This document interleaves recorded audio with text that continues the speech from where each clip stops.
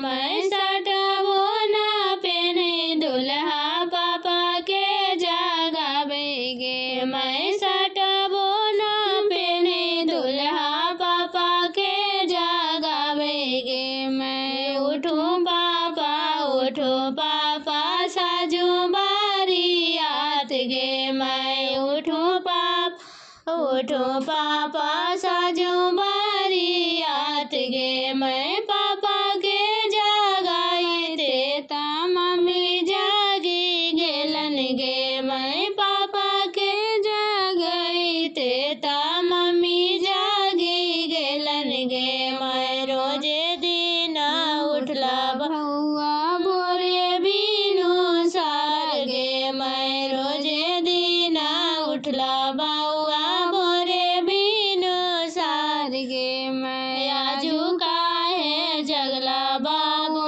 आधी आधी रात गे। मैं आजू काहे जगला बाबू आधी आधी रात गे। काहेले पढ़ाए भर के पटना यूनिवर्सिटी में। काहेले पढ़ाए भर के पटना यूनिवर्सिटी में। आएगा अनजाने सर्वे ले जाएगा चोराई के। आएगा अनजाने सर्वे ले जाएगा चोराई के।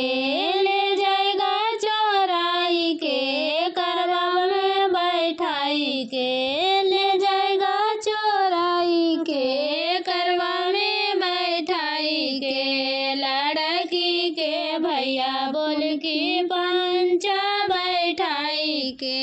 लड़की के भैया बोल की पंचा बैठाई के। बोले जी दुल्हन तो दुल्हा क्या क्या चाहिए आंगन में। बोलो जी दुल्हन तो दुल्हा क्या क्या चाहिए आंगन में। गाड़ी लेंगे घड़ी लेंगे चना लंग डिजाइन के। गाड़ी लेंगे घड़ी लेंगे चना लंग डिजाइन के। कॉलेज के लड़की लेंगे फोटो खिंचाई के। कॉलेज में के लड़की चाहिए फोटो खिंचवाई के। काहेले पढ़ाए भर के पटना यूनिवर्सिटी में। काहेले पढ़ाए भर के पटना यूनिवर्सिटी में। आएगा अनजाने सलवे ले जाएगा चोराई के। आएगा अनजाने सलवे ले जाएगा चोराई के। ले जाएगा चोराई के करवा में बैठाई के। ले जाएगा चोराई के करवा में बैठाई के। लड़की के भैया बोल की पंचा बैठाई के। लड़की के भैया बोल की पंचा बैठाई के। बोलिए जी लड़का के भैया क्या क्या चाहिए आंगन में। बोलिए जी लड़का के भैया क्या क्या चाहिए आंगन में। गाड़ी चाहिए घड़ी चाहिए चना चाहिए डिजाइन के। गाड़ी चाहिए चना चाहिए डिजाइन के। कॉलेज में के लड़की चाहिए फोटो खिंचवाई के। कॉलेज में के लड़की चाहिए फोटो खिंचवाई के।